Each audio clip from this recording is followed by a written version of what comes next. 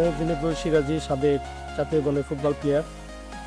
আমার একটা একাডেমি আছে, আমার বাবার নামে জালাল আবেদিন তালুকদার ফুটবল একাডেমি। 2018 সালে আমার এই একাডেমির যাত্রা শুরু। আমরা দুইবার ফার্স্ট ডিভিশন সিরাজগঞ্জ লিগ খেলে একবার রানার্স আপ অর্জন করি এবং আরেকবার চতুর্থ স্থান অর্জন। আবেদিন তালুকদার স্মৃতি ফুটবল একাডেমির সহকারী কোচ। আমাদের একাডেমি থেকে অনেকে অনেক জায়গায় খেলে, বিগ স্কি খেলে থাকে, ঢাকাও খেলে থাকে। এই একাডেমির যে কোচ, সে দীর্ঘদিন বাংলাদেশ জাতীয় দলে ফুটবল খেলেছেন, দক্ষ একজন প্লেয়ার। এরকম কোচ সিরাজগঞ্জে নাই বললে চলে।